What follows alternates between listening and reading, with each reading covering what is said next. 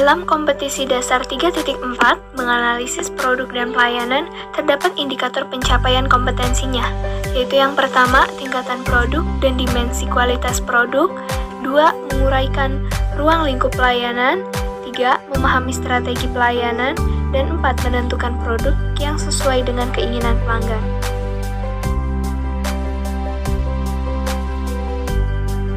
Tujuan pembelajaran. 1. Peserta didik dapat menganalisis tingkatan produk dan dimensi kualitas produk yang akan ditawarkan kepada pelanggan. 2. Peserta didik dapat menguraikan ruang lingkup pelayanan. 3. Peserta didik dapat mengidentifikasikan strategi pelayanan. 4. Peserta didik dapat menentukan produk yang sesuai dengan keinginan pelanggan. Dan jasa barang adalah sebuah produk fisik secara terlihat atau berwujud sehingga dapat diberikan kepada pihak pembeli, sehingga bisa dipindahkan tangan dari pihak penjual ke pihak pembeli. Jasa merupakan setiap aktivitas atau pekerjaan jasa yang ditawarkan dari suatu pihak ke pihak yang lain.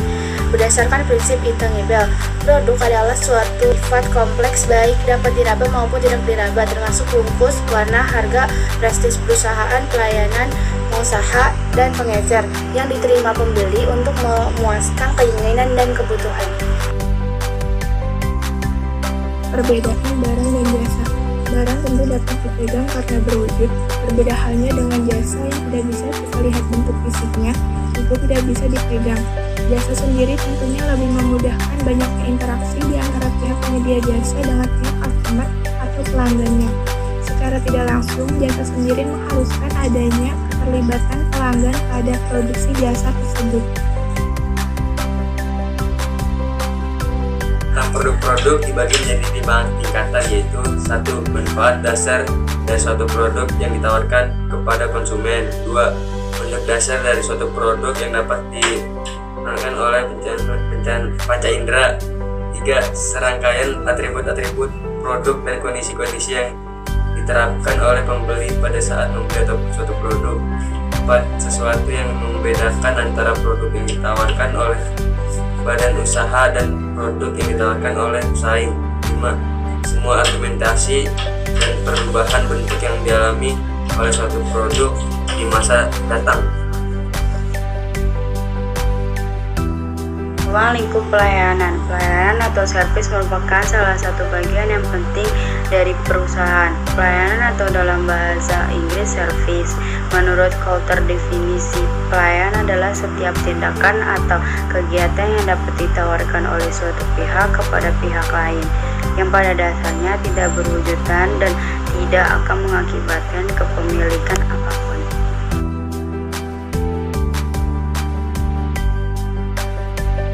Kualitas pelayanan. Kualitas merupakan kondisi dinamis yang berpengaruh dengan produk, jasa, manusia, proses, dan lingkungan yang memenuhi atau melebihi harapan, sehingga definisi kualitas pelayanan dapat diartikan sebagai upaya pemenuhan kebutuhan dan keinginan konsumen serta ketepatan penyampaiannya dalam mengembangi harapan konsumen.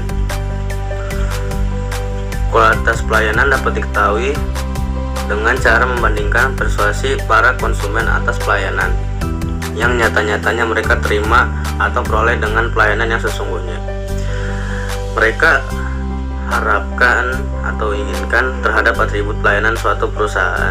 Dari definisi tentang kualitas pelayanan dapat disimpulkan bahwa kualitas pelayanan adalah segala bentuk aktivitas yang dilakukan oleh perusahaan guna memenuhi harapan konsumen. Kualitas sendiri mempunyai beberapa elemen-elemen atau konsep sebagai berikut. Kualitas meliputi usaha memenuhi atau melebihi harapan konsumen. Kualitas mencakup produk, jasa, manusia, proses, dan lingkungan kualitas. Merupakan kondisi yang selalu berubah. Pengaruh pelayanan pada penjual. Pengaruh pelayanan pada penjual bisa dilihat dari besarnya tingkat penjualan. Apabila pelayanan baik, maka secara otomatis penjualan akan baik juga. Perusahaan yang memperhatikan pelayanan kepada pelanggannya dan tidak hanya berorientasi pada target pasti akan lebih banyak memiliki pelanggan. Sehingga tanpa disadari target penjualan akan terpenuhi tanpa harus merupakan pemberian pelayanan yang baik kepada pelanggan.